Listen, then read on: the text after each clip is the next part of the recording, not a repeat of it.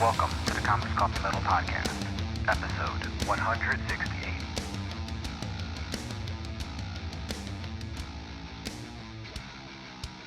Greetings, welcome to the Comics Coffee Metal Podcast. I'm your host, Don Cardenas, and today I'm joined by fantastic creators and returning guest, Jonathan LaMantia, along with a new creator and sure to be fantastic guest, Zachary Sheikh. People, thank you for coming on.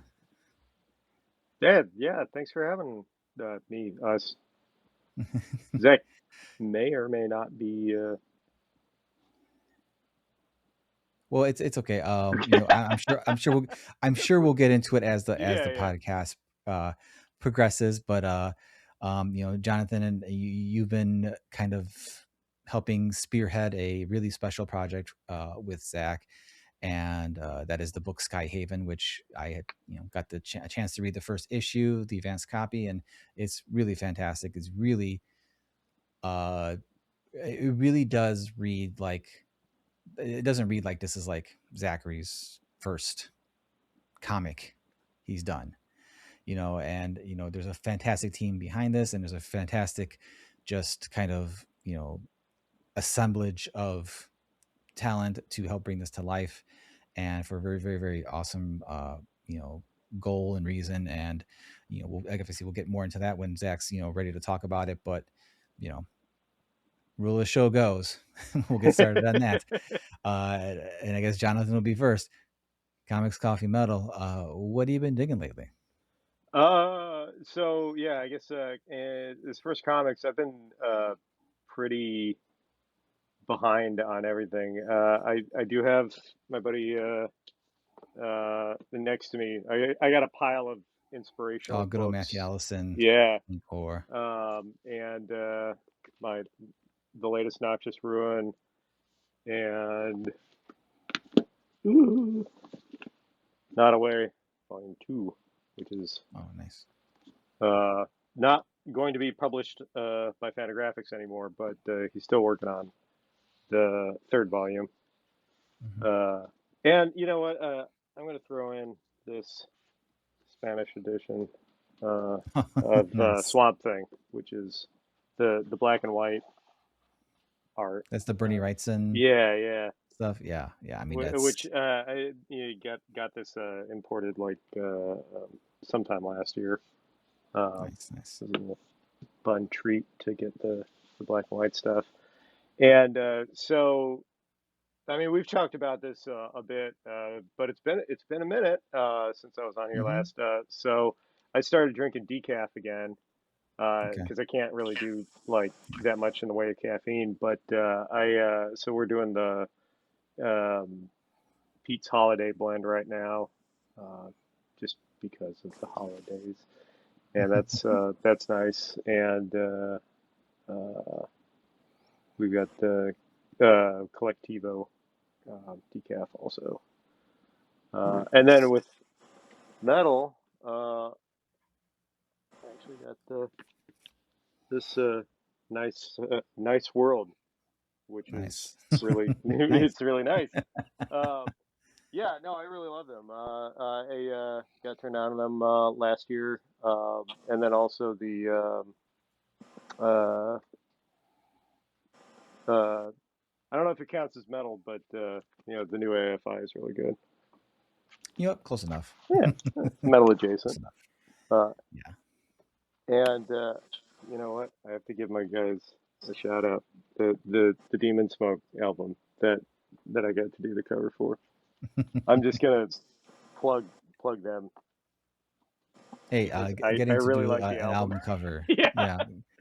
That's kind of like it's one of those things that it's nice to be able to work with bands that are good, and it's like that's a great album. Yeah. Cool. Yeah, doing an album cover, that's definitely on my bucket list of trying to do. Well, you're doing great stuff with the comic art, so you can definitely get your stuff out there for album. Yeah, I think at this rate that'd be really cool. Yeah. Sorry about that. I'm back. Oh no, exactly. So we've dived into the comics, coffee, metal portion questions of the show. So Zach, what have you been enjoying lately? Oh, in terms of like drinks? Yeah. Are you a coffee drinker, or do you kind of stick with non-caffeinated stuff, or? Mostly non-caffeinated stuff. When Mhm. I was in college, I was big into Monster Juice, but that didn't turn out so well, Yeah. and so I stayed away from coffee for a long time. Oh, I stayed away from all caffeine for a long time, so I just drink like juice, regular juice. yeah. Yeah. Or I guess Yeah, it's the probably for the the best. closest thing to caffeine is soda. I love Dr. Okay. Pepper. Dr. Pepper's my Uh-huh. favorite. Yeah. Yeah, in comparative, like in terms of amount of caffeine, it's not not nearly as bad as coffee, because as much as I love coffee myself, I know it's not you know forever the best thing to be drinking a lot of. And I have cut back myself, but that's more due to other reasons. I've been getting caffeine from other sources on my Mm-hmm. workout days, so I'm like, I can't I don't want to overdo it on True. myself. Yeah. I have So wanted to try yeah, that mushroom coffee. I've heard good things from people, Yeah, I've but heard a yeah, I've lot not of tried good it things myself. from it. Yeah. I know a couple brands make it, so I'm not Hmm. sure. I want to try like a little bit of of different Hmm. things, Yeah. and I don't know. I'm interested in the mushroom coffee. I gotta try that one day. Yeah. You know, um, I think a couple of guests have mentioned that before. If I can remember the names of it, I'll make sure to send them over to you Okay, cool. as Yeah, ones they I would feel like recommend. you were. I was listening to one of them at some point I that was know. mentioning that because that sounds really familiar, and I I think I cannot. think it was I think it was Tyler Maine, the actor. He uh he mentioned the mushroom coffee. I know that. Okay, I'm trying to think if yeah, anyone else did. Um and yeah, I'm just trying it's to not something think of- I've tried yet. yeah, but yeah, I'm not sure exactly what the benefits are of it. I know a lot of people are speaking about, like, uh I I think see it's lots of ads mostly for it, yeah. but I never really pay If you attention to it's them, like so can't I don't really if you can't know. do caffeine at all, then Yeah. it's just a beverage alternative that's got that Yeah. kind of roasty flavor. And Hmm. I like for a long time I didn't go near coffee because I couldn't do anything. I actually just Yeah. started drinking tea again in the mornings. Like my Yeah. my caffeine levels were no good. So like I think it's been like a year and a half that I've been able to drink tea in the mornings. But at like Oh, I think like 3 o'clock is my cutoff. If I have any caffeine mhm. after that, I'm just wired for the rest of the day, and I'm just jittery and weird, Yeah. Which must be hard That's because as opposed to my you normal yeah, jittery and weird. it's preaching to the choir, man. So it's it must be hard because your partner is kind of is like a tea Oh pro, yeah, yeah. Well, tea professional. they they actually also had to cut down on caffeine a lot too. Mhm. So I found out that on my end, a lot of that was due to my iron levels. Mm. Um, and so like I had not anemia, but like anemia adjacent. Okay. So like, and it's just one of those things like if you have that, you can't really do caffeine. And I found Hmm. that out by accident because I just wasn't able to do Hmm. caffeine for a while, and my blood work came back. It was like, oh, cool. Well, it's always a fun waiting game for at our age to get the blood work back and see, like, okay, what's my problem now? Yeah, I mean that's like not a new thing for me. So, but Yeah. it's really kind of Yeah. the yeah after a couple of years of just being like not I like kind of written coffee and tea off for a while, and then so now my levels are getting back up, and I'm able to drink Mhm. it again. So it's like, oh, cool, I can have this again. Cool. Um, but yeah, it's the balancing act of trying to figure out what is what your body's feeling up for on any given day, and I think we Yeah. can we can all appreciate Yeah. that.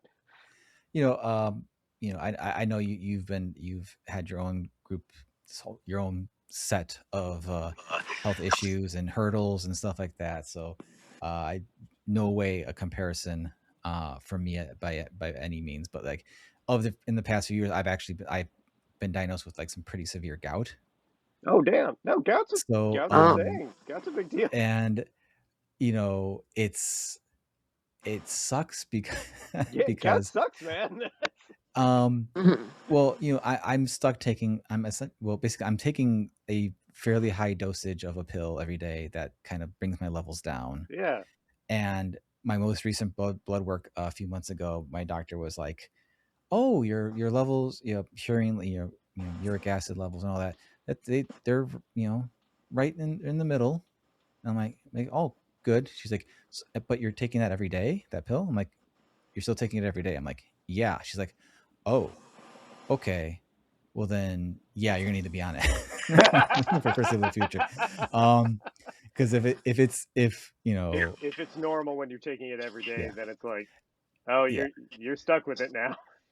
Yeah, and apparently, not a huge tragedy, but apparently for me, at least, my body responds to it severely when I have like fish.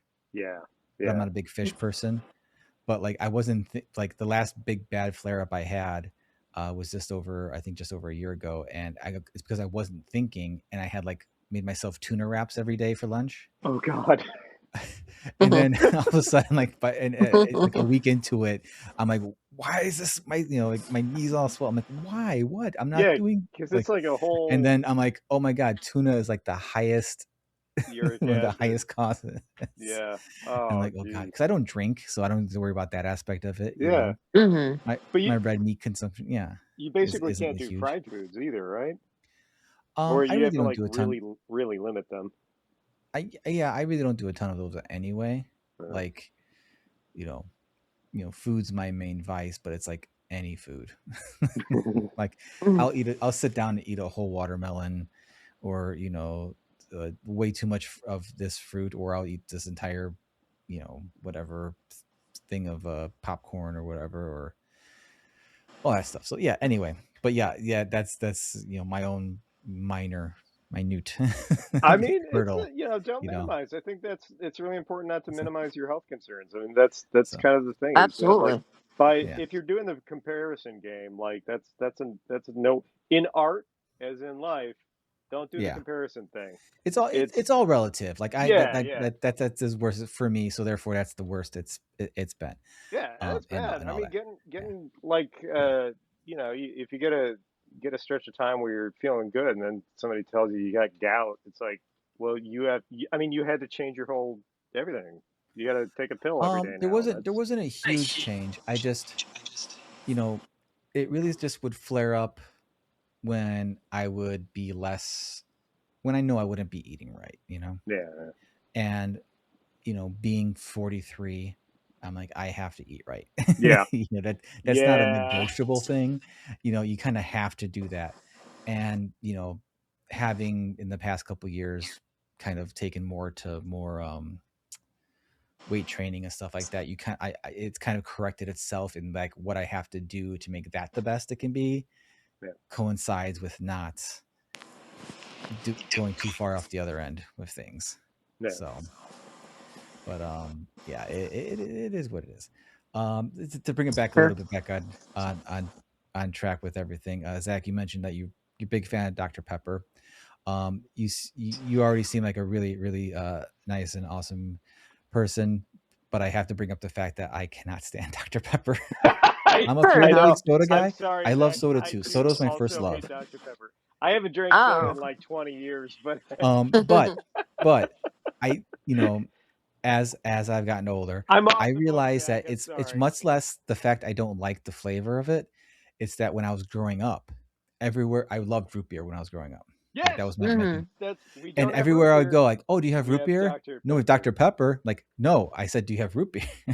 Not Dr. Pepper. So it kind of created this bias in my brain. Those things like taste totally different, though. I don't understand It's why like why would you offer they would that offer you Dr. Pepper as an alternative. Yeah, because I think I had That's the thing. That's the big and I 100% have the same problem. Is when I was drinking soda, big root beer drinker, so much root beer. And anytime, I would have the exact same conversation with people. It's like, we have Dr. Pepper. It's like that's not the same thing at all. It doesn't taste the same. It's not No. or Mr. Pibb. Yeah. At least Yeah. Mr. Pibb and Dr. Pepper are sort of in the same ballpark. Yeah, yeah, Like, yeah, but yeah, yeah, it's really funny because Dr. Pepper's having like this resurgence of popularity, yeah. and so people really like it now. I'm like, Well, I think this started a few years ago where I think I accidentally bought like a 20 ounce of like Dr. Pepper vanilla or something, oh like Diet Dr. God, Pepper vanilla or cream or Mm. something. And I'm that like, sounds this is, awful. it was actually pretty good. So I'm Really? like, wait a second. So then I'm like, it was You kind of one of like those things Dr. where you Pepper kind of now? like rethink, like, why do I really not like have this? So now it's just more of a joke that my Yeah. distaste for Dr. Pepper. But you brought it up, so I had to, my brain had to mention it. But Zach, what about comics or music? Like, what's been doing it for you there? Like, what stuff you've been enjoying from there? Oh. I mean, this might come across really funny, but I guess in terms of music, I love a lot of divorced dad rock, the 2000s like rock, Oh uh, no. Okay. the 2010. I might get a lot of slack for this, but I love Nickelback, Daughtry, and Three Doors Down, Hey, listen, and listen. those kind of bands. Like, I don't know. you And know, every time I tell people, what do you call it? I love divorced dad rock. I get a lot of weird looks at people. Then I have to explain like what it is. yeah. Listen, I am. It's kind of hilarious because Nickelback just came up on the show a couple of guests ago, and I like I was a fairly big Nickelback fan with their first couple albums. I was too. Um, and as they got into more of the, I guess the frat boy style lyrics, or like the more like just you know it felt like they went too far in another direction, but I couldn't like deny the fact that I still love the actual music instrumentation that they did, and their production is always great. um Mm, Daughtry, he's definitely got a few jams. I'm not absolutely. mad at that. I was a fairly big Three Doors Down fan until Yeah, politics entered that's the a tough issue. one. That's a tough one. Politics entered the arena there. So I But you kind of can't just, deny Superman is a banger. I mean, their first album, I really liked their first album. I thought that was a good album. Mm. And then, I don't know if Creed's part of your divorced dad rock thing, Ooh. but Oh yeah, I agreed. I will defend Creed. I'm sorry. Yes, was Scott Stapp an asshole in their heyday? Yes, of course he was. He will be the first one to tell you he was. He will. But like the the song, I feel like the songs are there. If you don't like his voice, cool. I actually You don't don't like his mind his voice. voice. It's just that I got burned. See that what's so funny is the divorced dad rock genre is like, oh man, I'm old. That was like the music of Because my early, like late teens yeah, and early 20s. Like, this is the stuff. So I was working at Target when like so I'd have to listen to Arms Wide Open every 20 okay. minutes, and Yeah, so, yeah. so like I have like this Pavlovian response whenever I hear anything from Creed. It's just like, oh god, I'm back at Target working Well, electronics, watching the guy going, ugh. well, you know what? And Arms Wide Open and Higher are like the two songs of yeah, theirs where I'm like, I could just never hear those ever again in my life. I I call was it never really a fan of those when they came out. Like, it was their it's other the stuff. you get You know? clear channeled because Yeah. if you're our age, you had the clear channel effect when you would just hear them Mm-hmm. every hour. If you were listening to the radio, it's just Mm-hmm. your top 40 or your top 10, and it would just the clear channel songs like bands that I actually like now. Mm, I hated because I would hear the single every Yeah. hour, and it's a phenomenon that you don't get now because radio is totally different now, and most of the time Yeah. you're just hearing your music online anyway. And but mm, the clear channelness of radio back then Yeah. is you would just get these things, and if you were Mm. working retail or Oh anything, yeah. so Yeah. I worked I did too. retail and Yeah. Blockbuster video, again showing my age. Yeah. So like you'd have tapes, VHS tapes that you would have to Mm-hmm. play on a rotating basis, or they'd pipe in from corporate, and you'd just hear the same, the same damn Yeah. song over and over again. Songs that maybe you would like. in a different circumstance. If you were Well, shopping, not if yeah, you were working and you had to yeah, associate your yeah. kind When of you're there for 8 terrible. hours, Yeah, your it's retail like job's I've like, heard this song 16 times today. oh God, Mm-hmm. this sucks. Well, yeah. I worked for, show my age, Sears, Nice. for many years, um, which coincidentally was one of the best. Like, granted, as an adult, like it was not a good job, but it was the best job, and that's what I was working in the electronics section in Sears, and we kind of and this other guy, we just kind of made our own hours. Like we had a set amount of hours we could do, but we knew what we had to do, so we would just get in there real early. We had it set up so we can put DVDs in and the whole wall would be playing. So I had like the Godsmack Live DVD playing while I'm stocking the shelves. And Nice. we had Lord of the Rings playing, and we knew how to lock the DVD player so people couldn't open up. So we'd have Lord of the Rings playing all day or something like That's that. funny. That's the way to do Um, it. Yeah. Target's we just electronics setup back in the but early aughts was not that fun. yeah, we're taking Zach Mm. on a trip down Yeah. old-timey Yeah. lane. Back in our day. Back in I our used to day. work at Target too, and I kind of hated Yeah, it. Not in yeah. the electronics It's section. a I was the mixed guy bag. who went to go pick around items Oh Okay. and yeah. deliver them to the customers. I hated that. Okay. It's a All real right. mixed bag working at Target. What years did you work there? I worked there. Uh, maybe like 2017, 2016, all the way to COVID. Oh wow. Okay. So like throughout high school and a little bit of Mm-hmm. college. Jeez.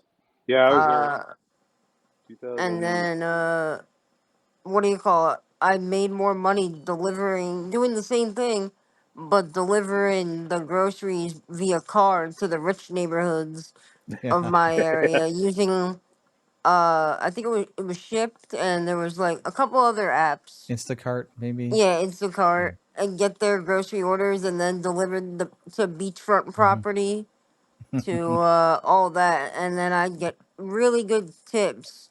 It's like Nice. the equivalent of getting like a full size candy bar in Halloween. Yeah. That's except now you're Yeah. getting fat tips, like really Yeah. good Nice. tips. Nice. Nice. I never worked anywhere that I got tips. That's I think the one thing. I never worked food, and I never worked anywhere that I had tips. But I worked on a I lot of retail. I had worked for a grocery store called Dominic's, which Oh is yeah, I know. now essentially would now be Mariano's Does if you're in Dominic's the not Chicago exist area. anymore?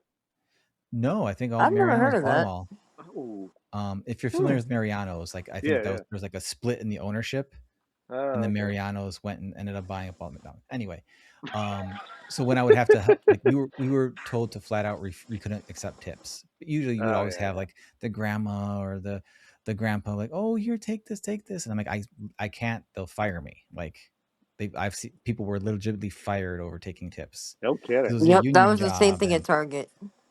And then so like I'd have like it I felt don't think back kind of when I was working at Target, that was never a yeah, problem. yeah. Oh, Like like I that It, had was. to we drop off the would be groceries to people's yeah, cars. Oh yeah, yeah. that was when the grocery thing because we didn't have those when I was working there the groceries weren't a thing yet at Yeah, Target. It was all Mm, home yeah. goods. We had to wear yeah. these aprons, so they had these pockets in the front. So it just felt dirty because like then you have all these old ladies like shoving like $1 or a 5 into our front smock of our smock apron thing. Like, here, take it. Like I'm like, okay, and it's like, it's, oh, again, we're going down Yeah, yeah. old Sorry, timey that is it. lane. That one. Well, That was entirely my Zach, those fault. I think those are just fine music choices. Uh, I think you would really like if you haven't checked them out already. This band called Mammoth. Okay. Um, uh, it is fronted by Wolfgang Van Halen, Eddie Van Oh. Halen's son, and he is just like a monster player. He's a great singer, fantastic songwriter. Hmm. Like they've got 2 albums out. Mammoth. I think the first one's under Mammoth WVH, and then the second one's just Mammoth. But that's in that divorced Hmm. dad rock genre. It's a touch heavier, I think, but it's also a touch lighter in spots. but it's just really, really good, solid stuff. There's no like, crazy screaming or anything. It's all singing and stuff like that. Mm-hmm. And just, obviously, he's Van Halen's I'll have to son, look this so up after this. yeah, and there's plenty of sick guitar solos, and there's like in the second album, there's a particular kind of guitar riff that apparently in the guitar social media world became like everyone had to learn how to play it type of thing because it was so like unique and weird. But yeah, those are really, really great albums to check out. How about comics? You have dipped your toes into making comics now, so Mm-hmm. understandable if things are too busy for you to actually sit down and enjoy any. But have you had a chance to have any favorite reads lately, or Uh, lately or like the first kind of stuff anytime, I've at any time, whatever comics you um. want to talk about? Well, I mean, my book took a lot of inspiration or like a lot of design from like seinen manga, like Okay. seinen Japanese manga, which is basically just Japanese comic books. Mm-hmm. So it took a lot of the heavy shadows and stuff from Mm-hmm. books like Berserk, Vagabond, Vinland Saga, Okay. and then I'm a big Batman fan, so I like Mm-hmm. the noir, vigilante justice. I love The Killing Joke, Death in the Family, a couple other Batman comics, uh, Nice. and I just kind of combined both of those, and then my love for like mob movies as well Mm-hmm. to create this because Goodfellas is one of my favorite movies. So Oh, same. set in that I knew sort you of were a man of thing. taste.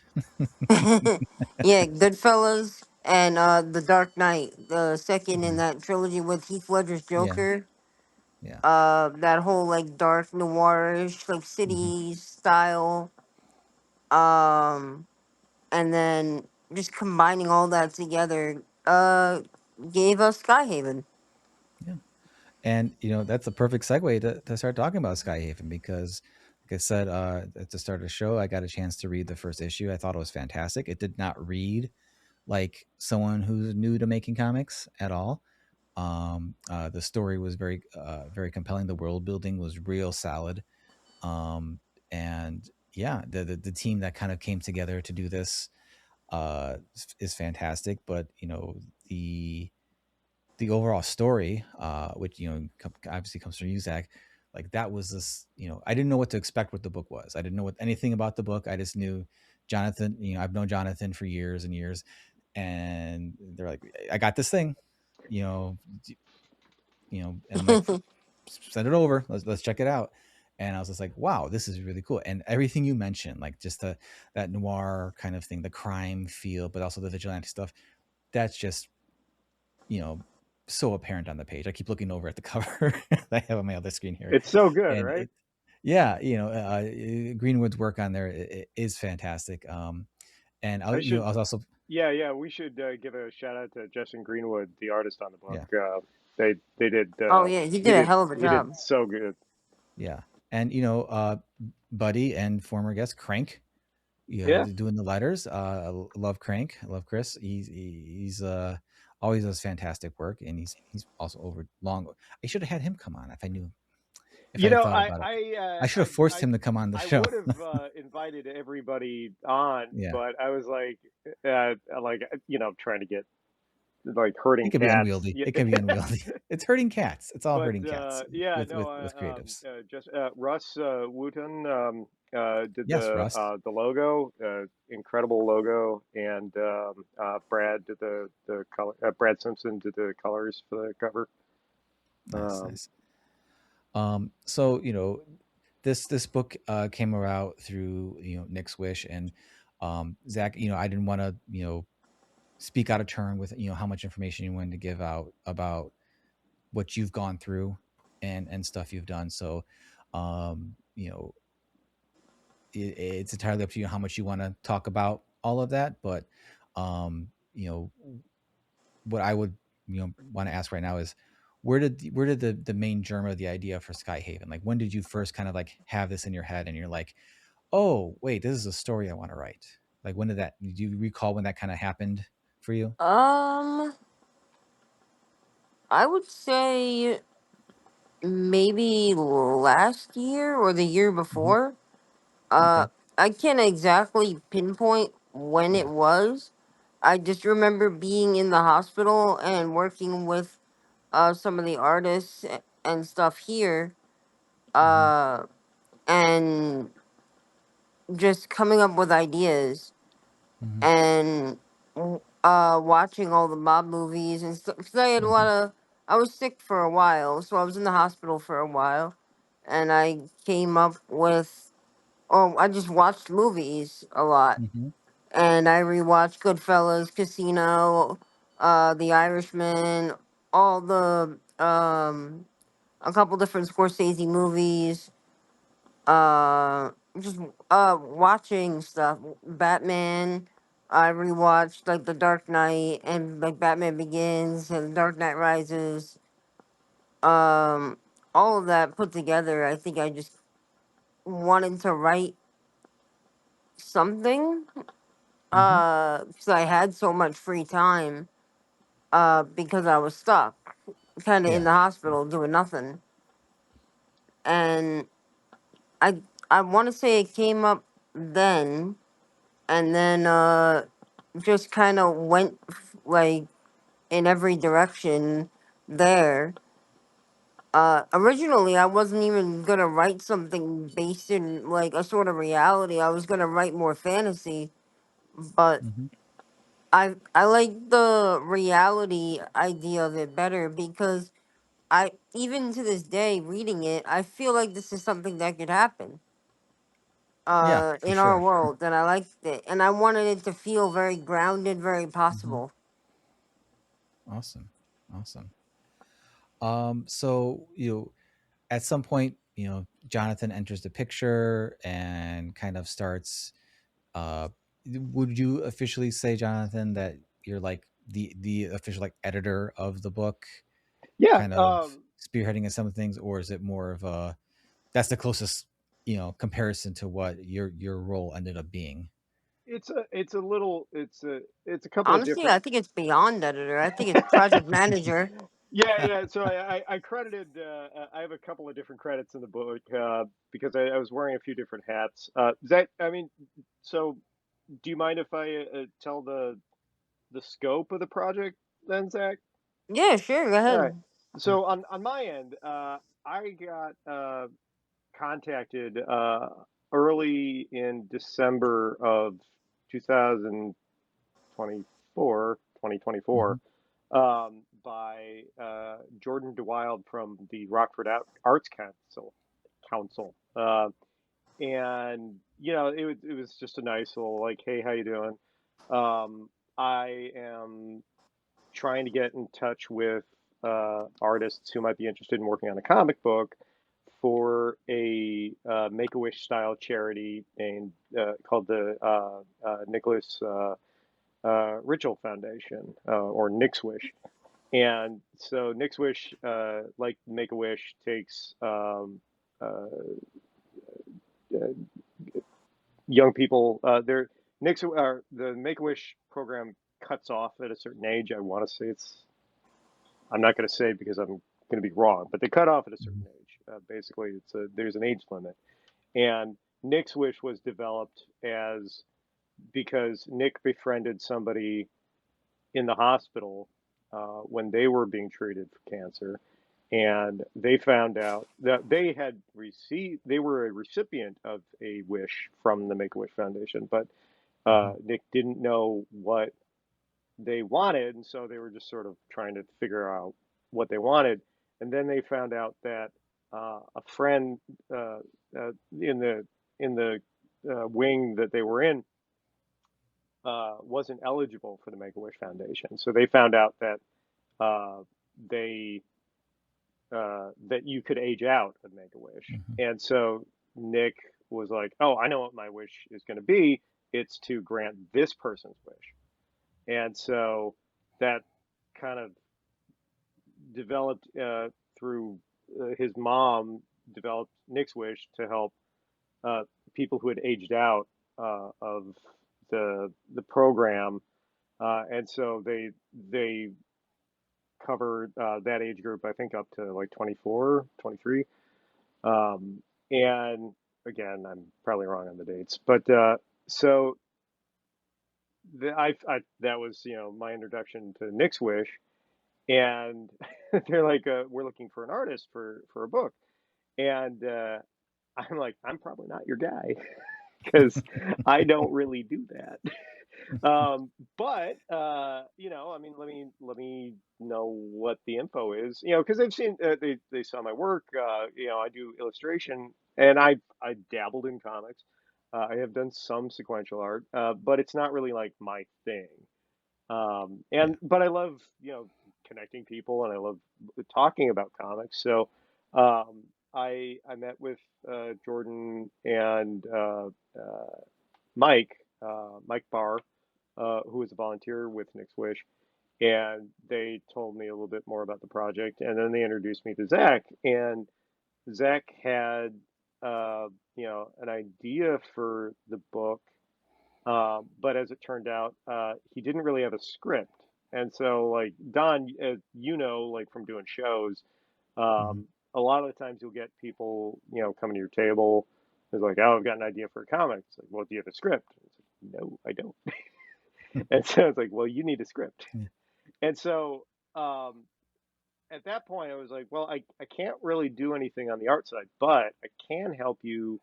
I think I can help you develop the script, because I have more experience, fiddling with other people's ideas and trying to sort of shape them into a coherent thing. And so over the first part of 2025, that's what we did. Is I worked with Zach to shape his ideas into a like a cohesive comic Hmm. script. And now, granted, my comics writing ability is not like pro level either. So it was, a lot of like trial and error on my end, to get everything to fit.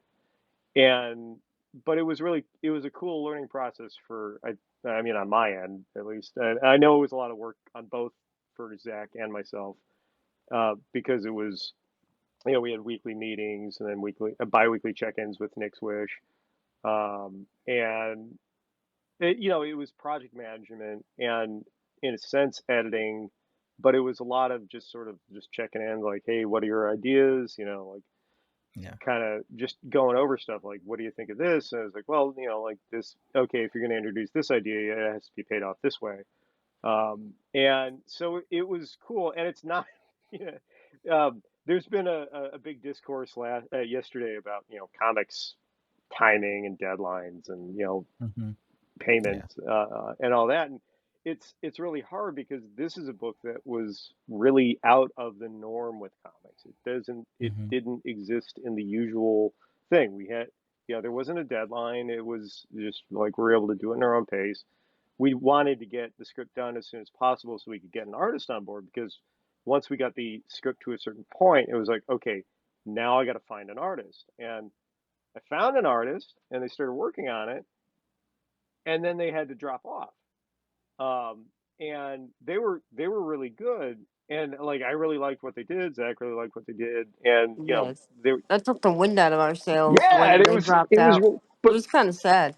it was really Oh. too bad. I sent them a copy of the book, and they were really happy that they're in the special thanks. But Dick, and they're in the Philippines, and great artist, really Hmm. personable, amazing stuff. But it's just, like with everything, you just get caught off guard by personal stuff, and it just takes you Yeah. out. And so we had to we had to pivot to, like, okay, so we've lost an artist.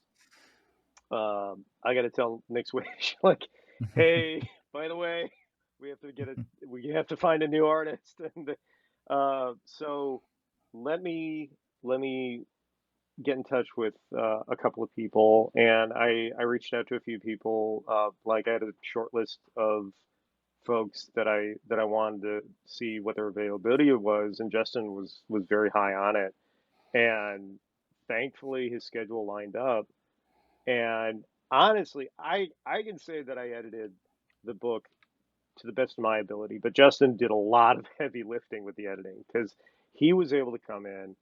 and really take the story and put it in a way that really helped, because he has so much more experience than I do. Mhm. So like, and I mean, for all of us, like the stuff that really made the book shine, with everybody working together, is that collaborative effort, because it was somebody that's very confident in their storytelling and saying like, here's what works, here's what you can lose, like a really good Mhm. editor, Yeah. that's what they'll do. And that's why Justin also has editing editor credit on there. I'm like, yeah, he gets editor credit, because that was his contribution, is not just being a great artist but also being a great editor. um, because we kind of dropped a lot in his lap for, you know not just Zach being a newcomer but myself being a newcomer as an editor. And I'm I was able to take the project to the best of my ability to the door, but like Justin just took it and ran with it, and I was really thankful for that. And then everybody else too. So I'm happy with the design stuff, because I haven't done a book design either, so it was Mhm. nice to get work on that. And Yeah, but and I Yeah. never written anything like this before, so to imagine like doing all the panels and all that Yeah. with what you want to see in each panel, Mhm. it was certainly difficult.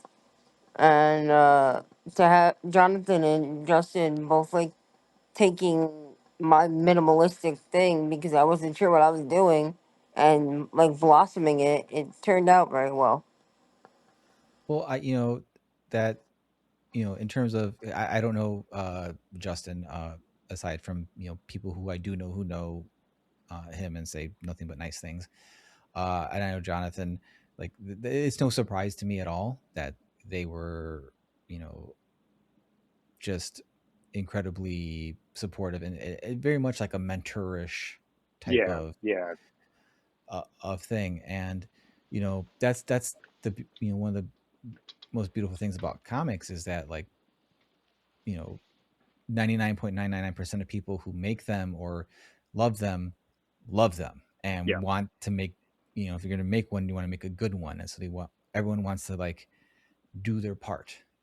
And for such a, honorable, you know reason as, supporting Nick Swish and Zach and all that, that's, even more so why someone, why, uh I'm sure, there was an added fire to some of the yeah. passion that was probably already, well there, to make this the best it could be. I think, yeah, the sheer amount of talent involved in helping bring this to life, because, Russ Wooten is one of, like, the best I was logo people, Yeah, like, no, Russ ever. is such a you know great guy too. Like being and able and to, and Russ is awesome, and I need to get him on the show too because he's a big metalhead too. But I keep pinging him every few months, like, hey, when do you want to be on the show? And he's like, oh, maybe this thing. And I'm like, okay, and then I forget or whatever, and we don't follow up. So I gotta get my ass in gear on that. But Zach, how, I Someone I even messaged me about Russ being such a good guy and like a yeah. good person and stuff. I had very limited contact with him. Hmm. Jonathan was kind of liaison, the middleman, like talking Hmm. to him. But I'm glad he was got onto the project. He seems very Yeah, nice, yeah, and he he's does definitely amazing someone. work for sure. yeah. Yeah.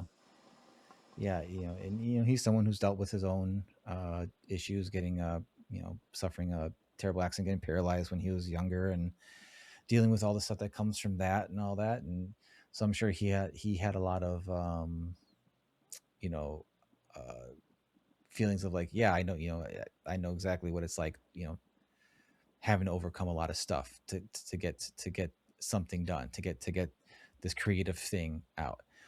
Zach, I have you guys haven't had a chance to have, like, the an actual physical copy yet, No, or have you? actually, Zach, they haven't shown up yet, have they? They have not shown up yet. Okay, We because we Yeah, ordered physical yeah. copies. They're in the mail. They're coming.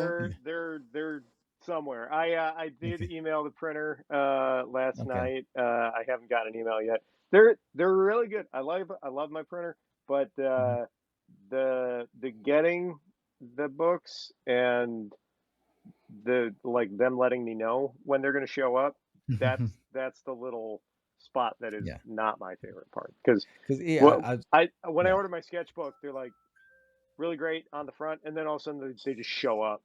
Like, oh, they're here, cool. I mean, they don't take long at all, and Yeah. it's been less than 2 weeks, so Yeah. I think Okay. it was like Mm. nine And the days. Because yeah. holiday was all Yeah, and mixed I in. ordered them Yeah. like Yeah. right And before New Year's, so it's mhm. fine. It's just kind of funny because it's like I can't wait till they show up and Zach's able to actually see it Yeah. because then it's real. Yeah, Mm-hmm. that's what I was hoping. That's what I was hoping. Like, oh, like, because Yeah, yeah, that's like a universal feeling. The yep, first time you hold yeah, your first comic, and you're just like, oh man, I made something here. yeah. This is Mm-hmm. it's such an incredible feeling, The and digital the digital yeah, edition. It's like that's cool, but the print, yeah, it's like that's where it's at. yeah, and I can't sit here and say I've made hundreds of comics. I've made quite a few though, and it doesn't get old. No, You get that no. copy, like, oh man, this is the thing I made. This is so cool. It looks Mm-hmm. like a real comic for some reason. um, Oh, and that was the other thing. So like when I was first talking to Zach, I I really was like doing the are you sure you want to do this? Are you sure you want to do this? Because you can literally ask for anything. Like they mhm, will set you up with, trip to Hawaii, go to Disneyland, just do like whatever crazy thing you want to do, you can do it. Um, and he was adamant, like, no, I want to write a comic book. I'm like, mhm. okay, it's gonna be a lot of work, man. And I the first like 3 months was basically like every couple of weeks, it's like, so you sure you still want to be doing this? I'm sure he got kind of tired of it after a while because It I'm was like, Jonathan's way of testing me, testing my well, willpower. it's not just that, but it's like, you have to be very stubborn in comics. You have to be Yeah. very myopic in your vision of like, no, this is what I want to do. And it's good because I don't have that for comics art or writing, Mhm, because I don't do that. I'm like that with art in general, but I mhm, because of my health, I stopped being specific. I stopped mhm. having like a really specific goal because if I'm like, well, if I'm going to be out for like a year, I'm going to be pretty bummed out that I can't do this thing, and I can't Yeah. like have that be such a driving force because when I was younger, I had so many lofty things that I wanted to do that my health prevented. So now I'm a generalist when it comes to that kind of thing. But it means Mhm, that I don't have that specific drive to just do one thing that you do need when it comes to comics. If you don't have that, then you'll just be like, yeah, yeah. maybe I want to do this. It's fine if I don't. No, yeah, But like you it's have to yeah. be really kind of nuts to just keep throwing yourself at it. You have to be like like anything. If I Well, couldn't stubborn. Stubborn draw, is like the yeah, perfect word. You just got to be and stubborn. that's the thing. It's that stubbornness. So like I kept asking Zach, I was like, do you want to do this? Like even at the end, like by the time we had the script, like when the other artist dropped off, it's like, man, there's still money left over. You could jet. You got your script. You can find another artist later. You can just take half this and you know Mhm, no harm, no foul. Like it's good. He's like, no, I want to see this through. It's like, all right, that's what it's all yeah. about, man. Mm, And that's what's really cool. It's like being. I can't say I'm like a comics editor proper, but like being able to have like, whatever you want to call it, project manager, comics editor, being able to have the ability to just check in with somebody. It's like, hey, how you doing? Like, let's figure this process out, and also just them coming back like every week, like really excited about getting it done. Like mhm, the thing that you're telling us earlier, it was like you want to get this done, and it doesn't matter if you're in the hospital. It doesn't matter if you're got to take a break. My whole thing is like, okay, rest. take a break, Hmm. rest, you know, uh, and so like I'm all about taking breaks and making sure that I'm rested so I'm feeling up for doing the work later. Yeah. Um, but it's really important to also know what work you want to do when you're rested and when you're up for it and Hmm. hmm when you're physically up for it. So having that goal on Zach's end, like that myopic vision, it's like that's really important on a creative level because if you don't have that drive, it's really hard to know what you want out of the thing because it's like I want to make comics. Like, okay, that's a pretty big spectrum of stuff. Like, you gotta hmm narrow that Yeah. down. So it was Yeah. help. It was really cool to work on that over the course Yeah. of the year, and being able to have enough time and not like deadline oriented was good. Yeah. hmm Yeah. For And to sure. follow that up, I mean, I'm still my stubborn determination as I sit here in a hospital bed. I'm working on book two Awesome. because I was I just want to see book two come to fruition. I was just that was my next question. I mean, like Zach, like you have to have the bug by now. Like you like I got to do this. I got to I got to get issue 2 out. And having read issue 1, I'm as a reader, I'm like when's issue 2? Yeah, the When it's goal done, is to Like get to. please tell Yeah, me as y'all soon are as planning for it. I mean, yeah, we're definitely planning for it. We got to get people to throw money at Zach so that we can make that happen. yeah. Uh, I had no idea that this process costs a lot. Yeah. Yeah, It costs a lot, and it is. Yeah. I I'm working on the script for book two. I just don't have the money to fund the script for book two, Well, like to an artist. it is definitely a one step at a It's an time expensive thing. hobby. Yeah, for sure. Any comic, It is any that. comics It is writer will tell you very it's much an an expensive expensive hobby. hobby. Um, as someone who draws, independent comics, you know, require, a page rate for what I do, but I also kind of hate the fact that I have to require a page rate because I know where that money's coming from. It's coming from their directly their pockets, not a larger entity Yeah. that's hmm feeding through. So it's always like, yeah, I'm sorry, but also like, it's fair to be paid for your work. So hopefully we can make this book a thing and then you get money too. You That get was, some money I mean, back. and when I say this book, this first issue was done so far outside of the norm of comics, like I was Yeah. able to pay everybody on time. That's not normal in comics. That, Like, unfortunately, no, it's, that is and not so the like norm. for me, that was really important. It was like everybody that's working on this book is going to get paid right away. Like, let me know, Hmm. like, send me an invoice. I will send you money. Like, that was great. And I know, like, as an editor, like, you don't get that.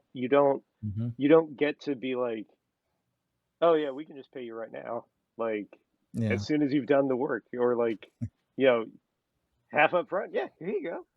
And Yeah. I was so excited to be able to get that was what was really frustrating when the first artist dropped off. I was like, I gotta find somebody else. And I was like, no, really, there's money here. I can pay you.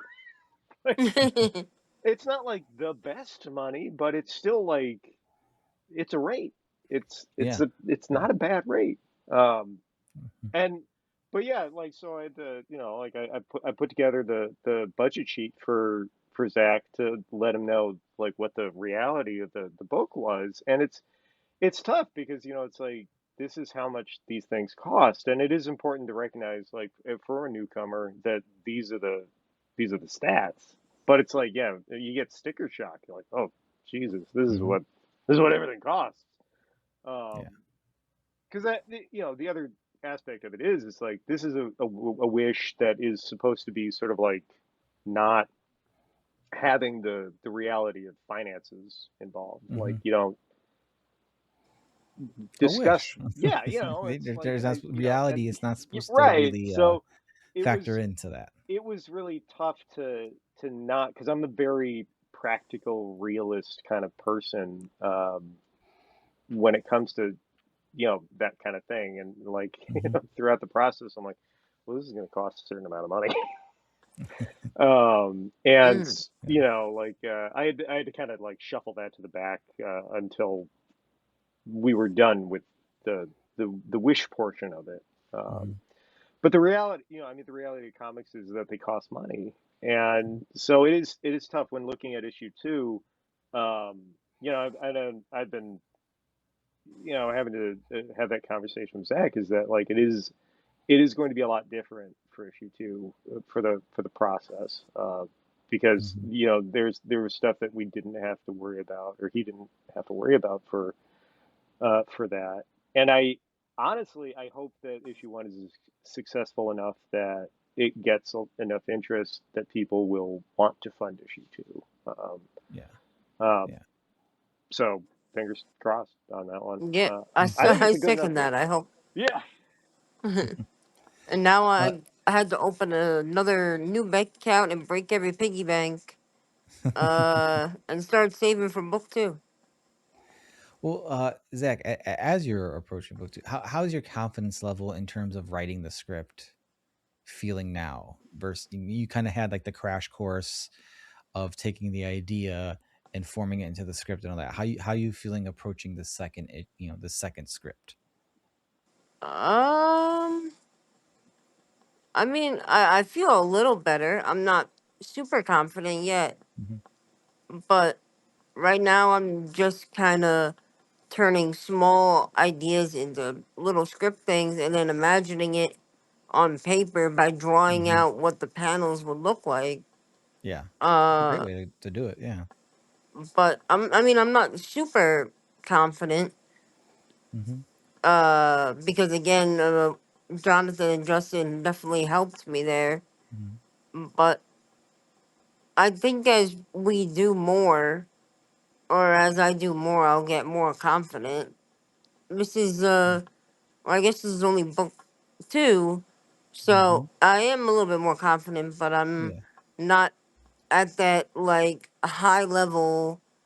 Uh, like I guess if you compare it to an athlete, I'm not at like the Tom Brady level of confidence and like excellence yet. No one, no Still one working really my is. way up. If anything in the creative fields, like it's important to have, you know, a lot of people in the creative world can come across as very like, oh, I'm terrible, I'm not as good as this other person. But we all have to have some level of confidence or ego to us to be like, well, I'm sure somebody wants to look at this, somebody wants to read this, right? you know Mm-hmm. so and it's a healthy amount, I think, because you need a healthy amount of just like, yeah, I'm making this for me, but like hopefully someone else likes it too. And that's so the maybe confidence isn't the best word towards it. Like, just are you feeling more comfortable like forming these things and all that? Because I think feeling comfortable doing your work is more important than uh feeling like confident about it, if that makes any sense. I don't know. Uh-huh. I mean, I uh did pick up a lot of pointers along the way that mhm. I do hear like Jonathan or Justin's voice in my head when doing it to like while writing dialogue And I'm that hey, so that's too sorry much for that. dialogue. I'm You so have sorry for to. that. No, it's all right. But when you're writing dialogue, it's like, hey Zach, don't write too much dialogue. Let the art breathe, and let everyone look at it, Hmm. and write a little bit of dialogue. Cause I'm used to writing stories or paragraphs worth of dialogue for video Yeah, games yeah, or for yeah, like whatever else when I designed an RPG book. yeah, Just like yeah, paragraphs and paragraphs of writing. yeah. Uh, but now I have to keep it like short, sweet, to the point kind of thing, Hmm. and I wanna leave room for the art to breathe, and then Yeah, move on and yeah. keep That going. that is So definitely I do hear yeah. that is one of the big tools that like or that voice that the Yoda voice that comes in my head, sitting on my shoulder. And it's like, hey, don't write that much here. Spread it out a little bit. Do what you can. Yeah. And that is quite a shift coming from like you being the one who's like, I have to use my words to make people see this in their brains, as opposed to I have to use words to describe to my artist what you know to inspire them to like transfer that to visuals, and then on top of that figure out, well, exactly how much needs to be said here by these characters to get to to get the story. And there is a school of thought where you know every comic should be understood if there were no dialogue spoken. Like the storytelling should be clear enough, which I think is kind of a misleading kind of I thought, think it's, I mean, because it should be a marriage it of the really, two, it really. really But depends on the kind of book that you're and it doing. really, yeah, But but if, something like Skyhaven is like, well, no, obviously, because there's the characters have, but you know, I think if you took out that is something that like with Justin's ability as a storyteller, he is mhm, like he's a cartoonist. Like that's the thing. It's like he's yeah, emotive in a way yes, that the faces are really well done in such an incredibly you emotive see way. what So people are thinking. yeah, so it's like This you is get how they're that looking. thing, and you could remove the words and you still would feel the script. And I think that's Hmm. the important part about that is it's not the dialogue that's important about this the art in that way. You're still feeling the script when you remove the words. It's nonverbal storytelling, but if your artist is good enough, Hmm. you'll still feel that collaboration because that art wouldn't exist in that way without the script being there. Yeah, And so, like, yeah, I mean, it is a misnomer in saying, like, oh, you remove the words, you'd still understand what's going on, but you would still feel the script yeah. because the setting is still there. It's like that Hmm. marriage of, like, because that comes from a gaming background and, he's familiar with film. I was using a lot of, it's like cinematography or set dressing and Hmm. all these things Mm-hmm. that, like it's not necessarily like smiled upon to do a lot of comparison to film and comics, but it can be really helpful. Hmm. And certainly when you're talking about like set dressing of building, putting together a room like the office, the office scene in Skyhaven. And what's kind of cool about that is you can have a back and forth between two characters and they're talking to each other. And you have to be a little bit more succinct with the dialogue. But if you really wanted to info dump, you could just talk about the stuff on the walls, and you can Hmm. dump in a bunch of exposition that will never see the light of day in the dialogue. But if you want to write for writing's sake, that's where you do it. Yeah, yeah, Yeah, Uh, I've been doing a lot of that. yeah, and I yeah. mean, I know that like some artists are like, Jesus, you don't want to read a novel to get the thing Hmm. that's on the page, but if you really do want to write, I mean, you can, as the editor, edit that down. And certainly, like Justin doesn't need to know like every single detail about everything. But a lot of artists do appreciate like a really thoroughly developed world because like they may not have that mental image availability that as like somebody like Justin's caliber is like they're going to be able to world build just by throwing stuff on the page. Yeah. But Mm-hmm. depending on the artist that you're working with, like that kind of like exposition might be really helpful. It just Well, depends on the kind of artist that you're working with. well, Yeah, it personally reminds me of speaking, yeah. set dressing of D&D. Yeah, yeah, There Like you you're go. playing Dungeons and Dragons, you want your DM to describe the world around you right. and Hmm. like what's going on, etc., which is something I'm very familiar with. So like that's what I'm doing more or Yeah, less. And that's the yeah. the kind of cool thing is, like you save that energy for that need to say something for that, and then the dialogue is where you kind of throttle it back, and then it's like be a lot more succinct with what you want to say, Hmm. so the art can then shine. Because that's when it Yeah, gets all weird. Is like if you're used to novel writing or yeah. writing for video games, where it's like you can just or movies where you can have talking scenes and stuff like that, and you don't have to worry about a bubble getting bigger and bigger and bigger next to their head. Yeah, it's a fine line because for me personally, I'm always in favor of tell me exactly what you want to tell me. Yeah. If you want to tell me like be ultra descriptive about things, great. And that could be a slippery slope in the fact that it's like, okay, well, if you're telling me too much, I can't put that all down. Yeah, I've had that happen and a few times. that's and the and it's just more slippery like what's slope on that the one. core thing that's I had to actually leave a book because I couldn't get in a good groove with the writer about like you don't need all of this to get the story that you're telling across.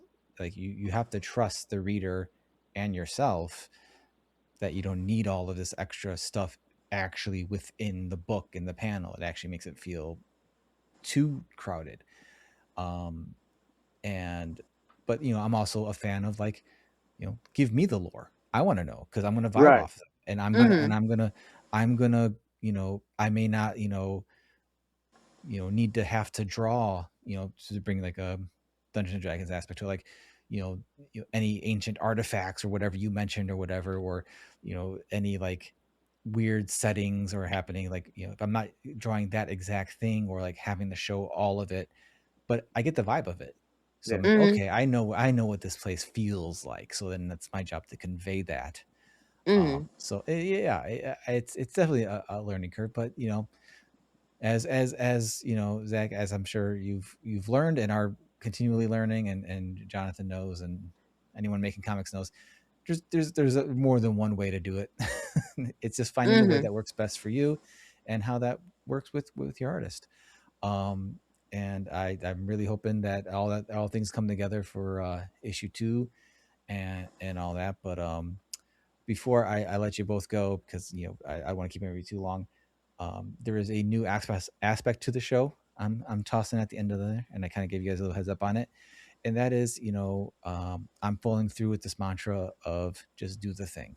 There's been so many projects for myself that are kind of half finished, started, and so close to finished or whatever. I've just been kind of putting off for whatever reason, both in comics and music and other, that I'm just like, you just got to do it. Just got to do the thing. Stop fretting over it. And while definitely SKYHAVEN is something that is the epitome, like it's the the main boss of just do the thing, considering the circumstances around it.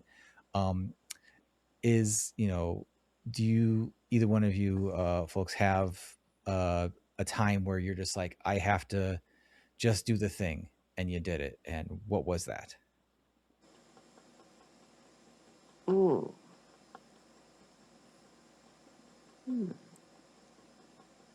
Yeah, it can be a little bit of a headier question. I don't want to Yeah, I'm put too much thinking. stress on it. Because you could easily just say this book. What are you talking Yeah, about? I I've been feel talking like about this book for an Zach, it's okay hour. to use It's this book. I this. think you spent a year. What else is You there? spent a year on it. Yeah, you spent like a year or 2 years on it. Like, I think you can Yeah. use that one. Yeah. Yeah. Be proud of that. Honestly, yeah, I guess I'll take the cheap way out and use the book. Trust I me, mean, it was just something I Zach, the wanted stuff to you're dealing do. with and the amount of work that goes into this and the learning curve and all this stuff that goes together, like that is, again, I am not kidding when I'm like this, right off the bat, like you've hit the highest bar no one's going to clear on this of just doing the thing and Uh-huh. putting the nose to the grindstone and just getting it done and putting in the work and the effort and all that. Yeah. And Yeah. I hope this book kind of shows not only just do the thing, but I hope it shows others with a disability or anything like Mm-hmm. that to not only just do the thing. Don't wait for the perfect time, because there Yes. never will be a perfect time. Just Never. do it. Just do the Yeah. thing. Yes. And it doesn't matter if, like, what kind of disability you have or what kind of illness you're going through. Just do the thing. Mm-hmm. Just do the thing. Everyone has a creative story to tell, Yeah. and I'd love to see more like disabled people like work move past their disability and just do the thing. And Awesome. I think that like it makes the world so much better to know that anyone can just do it, just do the thing. Hmm. Yeah, I can think of no better thing than more people with more varieties of life experience and hurdles and just stories that come from just their life And being I, told in the world. I cannot the think of, the only the only thing I would add on to that is folks who are in a financial position to be able to support that is everybody. What Zach is saying is absolutely right.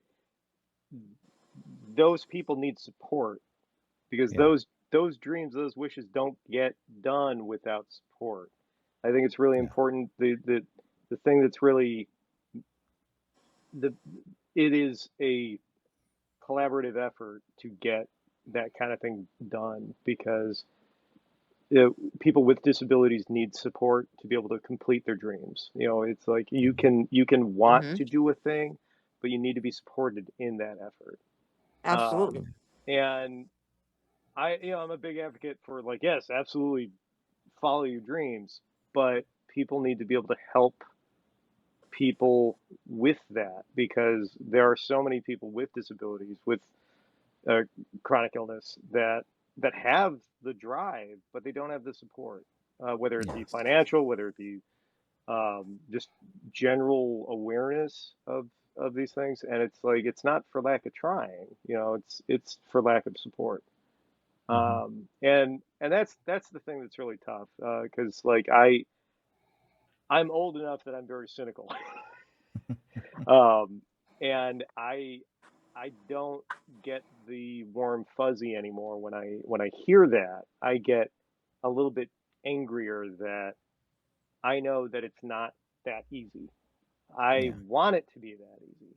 I need it to be that easy because that's what I need. I need people to support. The only reason this happened is because it landed on my doorstep, and I know that most people would not take this. Most people would read this email and say, "Sorry, I can't do anything with this." I'm like, well, I've been sitting at home for the last 4 years because of COVID, and I'm not doing anything. And well, I need a job, so Mm-hmm. I'm gonna try to see if I can help with this. Um, Hmm. and because of my experience with disability, I was able to keep throwing myself at it because I know that if I don't do this, there's a good chance that most people won't because they don't connect the dots the way that other disabled people do. If you're talking to other people with health issues, they get it. Yeah. Because Don, you've got health issues. Like I've got Yeah. health issues. We get it. Mm. Most people in comics have something going on in their life. They've either got physical, mental, other stuff going Hmm. on, and they kind of get that it's a collaborative effort that needs support. But like, if we can't get outside that circle and get people to literally throw money at us, Yeah. or throw like some kind of support, like that's the thing is that like, but we also need people to just dream big too. So like Yeah. what Zach's saying is absolutely true. Like, but I will always sort of like put the little asterisks on there and say like everybody who's around those people, they need to step up Hmm. because they can't do it by themselves. Yeah, Mm. and it's I understand where you say like it kind of can make you a bit angry because um it's something that should be like available Yeah, I much mean, more readily than it is. a lot of And a lot of even things is even well even there's so many actual like just full on professional comics creators that will be the first to tell you that they're only doing that, disabled or able bodied or what have you, because of support, yeah. because Oh of a yeah. partner or Yep. spouse who's making the majority of the money and letting I them mean, be able that's to like literally my pursue their situation dreams. too. And we're not Yeah. even like doing that well. but like I'm only you able to, know, yeah, and I'm in somewhat of that similar situation myself, where it's like, okay, if my wife wasn't as awesome as she is, then I wouldn't be able to put forth as much effort as I can with, yeah. doing a podcast, doing the comics, because there's other stuff I do, but it's like, that is, that gap that is filled by her end of things is like incredibly huge. And so for people who don't have that, and on top of that have physical ailments, disabilities, chronic illnesses on top of that, like it's very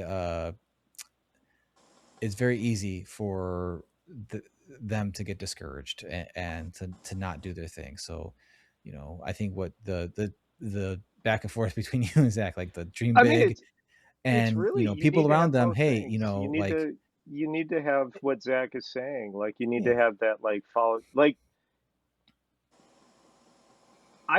for a long time I wasn't doing anything like with my mhm, disability. I was like, I mean, because quite frankly, I wasn't able to. So, I mean, a lot of it is like recognizing what your physical or mental limitations are, and then trying to mhm, assess like, can I work mhm, around that? Like, what's what can I do? What do I want to do, and can I get there from here? yeah, yeah, And it's like you won't know if you can do something unless you try doing it.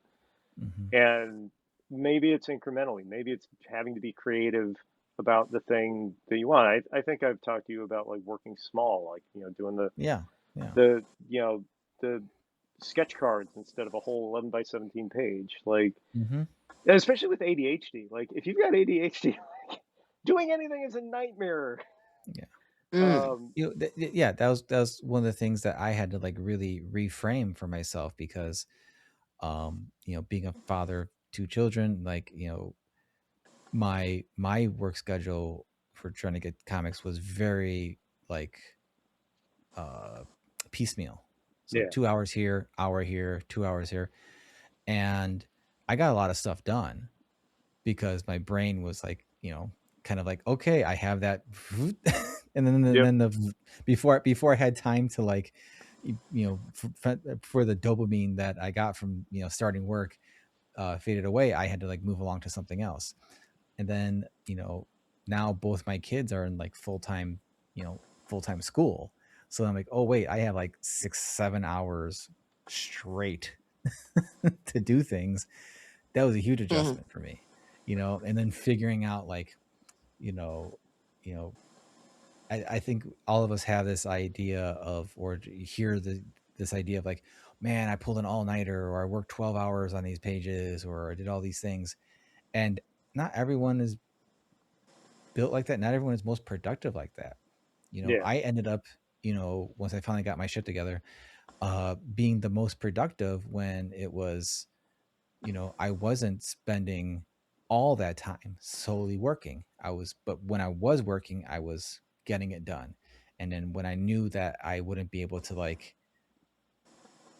when my body or my brain was just like, I can't, like, I'm just like stuck here with this thing, like, then move on. And then you come back to it, and learning that rhythm of yourself yeah, to do. And it's incredibly important for anybody, and especially for people dealing with any type of neurodiversity, or I'm sure physical ailments, and chronic illnesses Mhm. and And disabilities. everyone's process is different as well, Yeah, so it's up to and everyone to find your groove and work with yeah, it and do what you and can within your groove.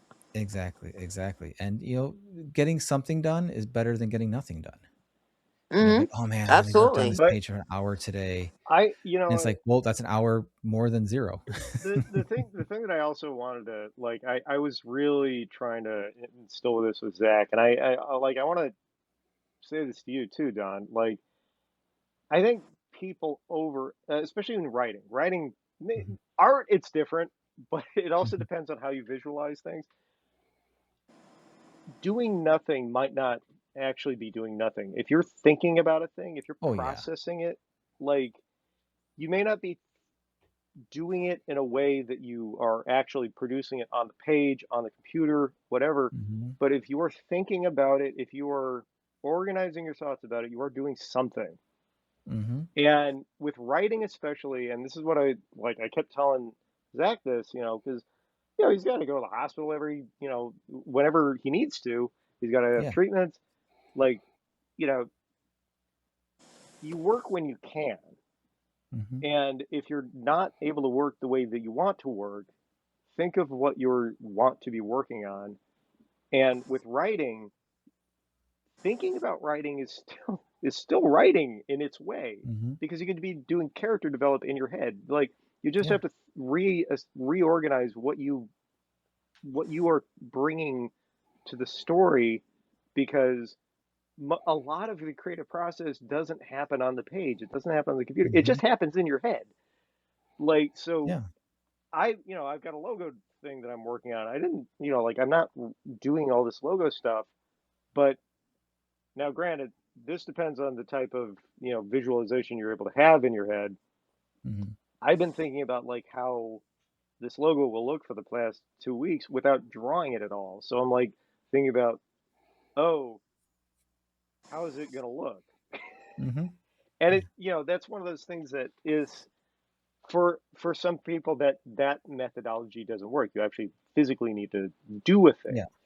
Yeah. So I know that what I'm saying might not work for everyone, but if you're able to do it a certain way, in that way of just mostly it's my mantra is be kind to yourself, Mm-hmm. um, because if you're going to be taking a hit physically or mentally, you're going to need that, because nobody Yeah. else is going to be kind to you when you need it most, unless you're being kind to yourself. Yeah. And I kept telling Zach that, like, you're going to beat yourself up a lot over not getting enough stuff done that you want to do.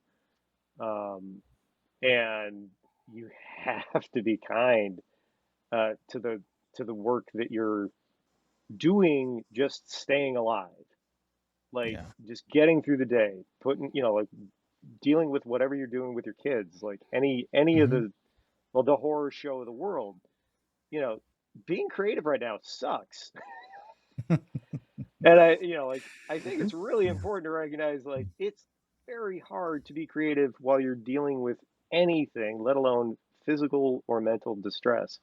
And the fact that Zach was able to do what he did is no small feat. And like, and to still have the Amazing. energy to be like, follow your dreams. Like, Yeah. I don't like being the curmudgeon that I am about like throwing an asterisk on that, but I think it's important to say like those dreams don't help unless they're facilitated by other people. But Mm-hmm. it's so important to have them. Um, so like if Zach Mm-hmm. wasn't the kind of person that he was, like he would have taken the Disneyland trip the the second things got hard. And what's cool Yeah. about it is he didn't, like, Mm-hmm. so like you got to be stubborn, but like all those things, but like, man, got to be kind too. Yeah. And you got to be Well, kind to yeah. yourself. Being kind to yourself really needs, it gets said a lot, taking care of yourself, like, but it is so important to do that. Especially, I could definitely fly off the rails talking about just how we weren't built for this world that we've made. Yeah. And and there's so many things that we have to, our brains are trying to adjust to, that like we haven't had the evolutionary time to. And It's a we gauntlet. definitely, It's yeah. a real gauntlet. But like, So yeah, taking that time for yourself is so key, and it's hard to do. It's probably it is so hard to do, but once you do it and you see you can kind of see the benefits of it, it gets easier to do. And you know on top of that, just like you said, you just if you can't physically, mentally work on the thing you want to be working on, directly, there's still plenty of indirect ways to kind of like still have it blossom in your brain and do things. I've laid out pages in my head, playing with my kids at the park, Yeah. pushing them on the swing, walking back and forth, going grocery shopping. I've, had, tons of things, like if you just you're always, your creators are, your brains, they're always pumping something. Something's always working, tweaking, getting adjusted here and there. You mentioned thinking about a logo for 2 weeks before even putting pencil to paper Yeah, once. like if you're gonna I get it. overthink, like if you I know you're get an it. overthinker, it's like you might as well put that overthinking to work. Yeah, Like exactly. you, You know, but in terms of like taking care of yourself, it is that kind of thing where like a lot of the stuff, like it's building confidence because if you don't know how to care for yourself in the way that you Mhm. need it, saying self-care doesn't mean Mm-hmm. Mm-hmm. really anything. It's just like, how do I care for Yeah. myself? I don't know what I'll need in any given time, especially if you have health issues. It's like, Yeah. Yeah. what's self-care? It's a nebulous concept, but you know Yeah. how to be kind to yourself. You know what you need to to not beat yourself up, even if you don't know how to care for Mm-hmm. yourself. You can Mm-hmm. care about yourself. Yeah. Hopefully, I know that's Yeah. also really hard. That's Yeah. But I I hope mean it's that's something. I hope it's something we all can internalize to the best of our ability and try to strive for. Um, Mm-hmm. And I don't want Zach to keep you knows I love guys. I love talking, so Yeah, I'll it's all right. wind it down. Um, I don't want to keep you guys too much longer. So, first and foremost, thank you both for coming on. Thank you for sharing, Skyhaven with me. I no smoke, up butts here. I really enjoyed that issue. It's really great. Um, and I'll make sure that people can find you online in the show notes. I'll put down the links if you want for your social medias. But most importantly, out of all of this, like, where can people go get Skyhaven once it's released on the 26th? So you can go to skyhavencomic.com, and hopefully by that point, we will have the digital edition up and a link for you to be able to purchase the physical copies as well. Mm-hmm. Awesome, awesome. Well, everyone, And please, actually, so yeah, Zach, sure. do you wanna tell people about the digital edition? Uh, Yeah. yeah. Uh, I'm sorry. I'm a little confused. Oh yeah, No. yeah. Okay, it's okay. Well, Zach, do you want to tell people about the digital edition? Oh, Um, that so we're gonna be actually giving away the digital edition. Oh, okay. Um, because I got this wish for free. Mm-hmm. Through Nick's Wish, through their generosity and their helpfulness, I wanna pay it forward and give it back to everyone, so everyone has something access to read something. Obviously we'll have a site to set up. If you like the Mm-hmm. book and you want a fun book too, we'll have like a GoFundMe going, as well as you'll be able to purchase the physical edition, which I will sign, and I'll include a little note card within it with a little doodle and a thank you note.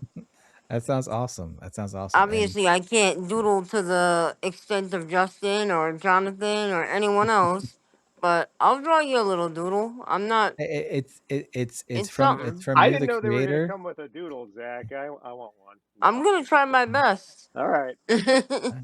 It'll be the equivalent of like One Punch Man, the manga, I mean, where that's the pretty good. I artist like. can't. I love One Punch Uh, Man. yeah, he doesn't really draw too well, but he'll still like draw a little bit here and there. But hey, No, I'll that do a all little sounds awesome, doodle of Zach. something. Yeah, that all sounds awesome, and it's a really lovely thing that you all be putting the digital up for everyone to just come and get. I highly recommend people go get the physical copy. I know I will be going, making sure I get a physical copy as well, because I want to support and help get an issue too, because I want to see where the story is going, and I want to I want to see what crazy shit Zach has in his brain for Me too. for the next few We're issues, and because hopefully that's quite a cliffhanger you left us on there. So yeah. The pockets and chest run deep. I got a lot of crazy shit. You know, I got a lot. He does. It's true. All right. All right. But Once again. hopefully we're also going to be Mhm. able to have some issues in stores too. Okay. We're going to try to get it out to some shops. So I already Mhm. talked to Patrick, and we're going to try to get it over to Challengers and a couple of Zach's local shops too. And Nice. Yeah, I'll so try to get around to shops in New York and see if they can, New York Mhm. City or anything, they'll be willing to sell it. Uh, Awesome. so I want this to be as big as it can be to show others that they can do it too. Yep. Yep. And shops. I'm sure there you have no problem finding shops that will. I think there's uh plenty of Chicago. I used to know there's a Chicagoland bunch of shops Chicago that shops that'll that will say yeah. So definitely be like, yeah, sure, I'm going to let's be split up. So once we get the physical editions, I'm going to be Mhm. bugging a bunch of shops about carrying them. Awesome. Well, once again, everybody, thank you so much for coming on. Everyone, please go check out SKYHAVEN. There'll be links in the show notes below for wherever you can get it. And pay attention to social medias, where else you find it. And yeah, please help support this awesome book. And yeah, let's congrats on making a comic, Zach, because it is no small feat, and especially as we've exhibited throughout the entirety of this podcast, you've had more than enough to deal with with trying to get it done, but you did it. Thank you. And thank you for having us. I Oh, my appreciate it. pleasure. It's a pleasure to meet Absolutely. you as well. Likewise. And hopefully we issue comes out, you get that sorted out. Love to have you back on. We can keep talking about that, and hopefully I'll have some more divorced dad rock Hell yeah. I'd recommendations for love to you. have the whole team on next time. That'd be cool. Yeah. Yeah, that would be fun. That would definitely be a fun thing. We'll have to make that happen for sure. So Hmm. yeah, so everybody, thanks for stopping Yeah. by Thanks, Zach. and coming on the show. Thanks, Zach. Thank you.